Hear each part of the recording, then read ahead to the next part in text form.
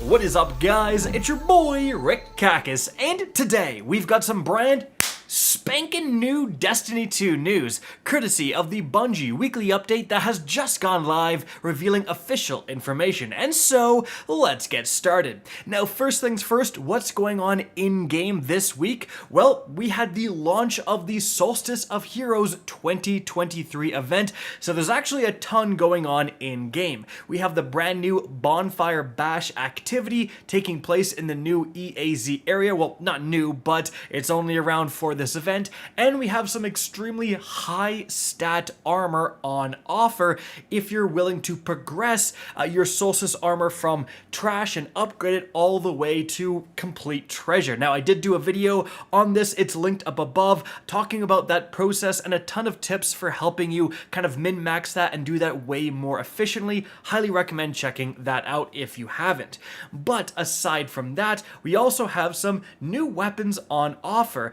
We do have a hand cannon, the something new hand cannon, the Compass Rose shotgun. Those were around previous years, but again, they're only attainable when this event is active. But also, we have the brand new crowning Duotang, whatever it's called, the first ever Strand rocket launcher introduced into the game as well. Now, that's very cool. However, it's getting a lot of negative attention. It's a precision frame rocket, which is the lowest damaging. It doesn't have the absolute best perks. However, its origin trait is literal S tier for rocket launchers. You just need one assist with any weapon, not just the rocket launcher, and it will overflow the magazine automatically to 2 rounds. So if you're using this as a general purpose rocket launcher in a Nightfall or something, you're gonna accidentally, double your magazine size all the time just by playing normally, which is very, very cool. If you do want to see the potential god roll for this thing, absolutely check out my video I did on it. Again, not gonna be the best rocket launcher in the game, certainly not something you're breaking out for raid boss DPS phases, but for like a general purpose rocket launcher in a Strand build, I think it's better than what people are giving it credit for. But guys, aside from that, something else really big that happened this week was that Bungie themselves responded as to why we are seeing a lack of communication recently. So the following Reddit post went up saying, Bungie, you literally made the team's account so you can provide safety for your community managers as they continue to do their jobs. Please actually use the account. And yes, that is somewhat true. On Twitter, they have the Destiny 2 team's account that they made very recently, so they wouldn't have to have community managers on their personal accounts, making these statements and then getting harassed directly. They could make it from this anonymous team's account, and they really haven't been using it very much. However, Bungie themselves did reply from their official account within Reddit saying, appreciate the feedback. Unfortunately, devs who aren't even community managers are still being harassed just because they work at Bungie. So using the CM account on Reddit will put a bigger target on all of the community managers' backs. I completely understand the want to go back to how we used to respond all the time here, but that time has passed. Until everybody can feel safe again, I wouldn't expect to see many responses from us here for the foreseeable future. However, just because we aren't responding often doesn't mean we aren't still looking at feedback. As a legend once said, we're listening, and while we can't always act on the feedback, we do share it with the stakeholders every single week, so please keep it coming. You may find us responding more on our own help forums, so please report any issues to us there. So, very unfortunate, but also very understandable. For those who may not know, who didn't watch last week's TWAB video, something came out where a player actually has to pay Bungie $500,000 for harassment. Like, he was doxing a Bungie employee, like sending them pizza IRL, like knowing where they live, all this horrible stuff, sending racist, threats over and over again.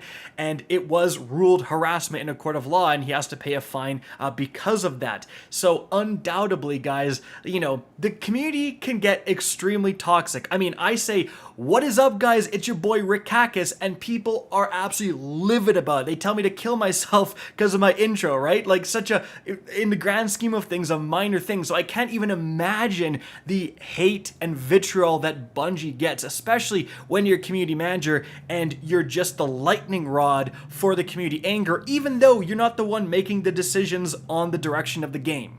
However, with all that being said, feedback and criticism is still an extremely important part of the game. Without it, we'd all be playing vanilla Destiny 1 and going after weapons with no random perks. The game would be significantly worse if the community didn't provide criticism. So I don't really know what the solution is here. Hopefully, what can happen is that Bungie just releases a banger piece of content, an incredible season, right? An incredible DLC with the final shape, and the community completely flips, is super happy again, and then we can go from there with a lot more communication. There isn't the toxicity, but it's just kind of a hard spot to be in as a Destiny fan. I'm sure, again, for Bungie as well, so very unfortunate development. But moving on from there, guys, to the brand new information within the TWAB. First of all, Bungie actually announces that there's going to be a new developer insights article coming, with them saying, the same way we previewed the changes coming to weapons in the mid-season update, we have plans for another developer insight before the month ends.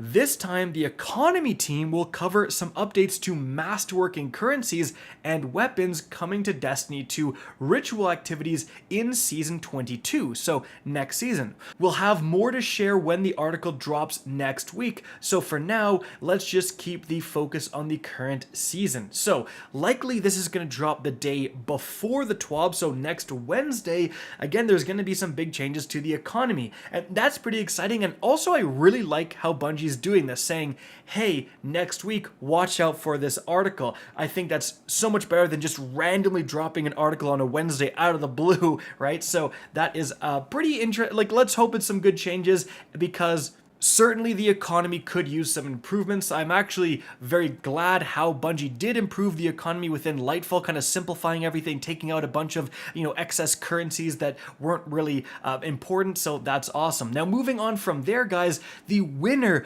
of the first community emblem contest was announced, and here it is, the Guardian's Notebook. I actually really like this, like, super unique, kind of like doodles, with the lined paper as the background, so that is fantastic. Now, moving on from there, guys, there's a special message from our ghost. The Bungie Foundation's Bungie Day of Giving Festival is coming to a close Sunday, July 23rd. So, they say we have already reached our campaign goal of $777,777 raised in terms of donations.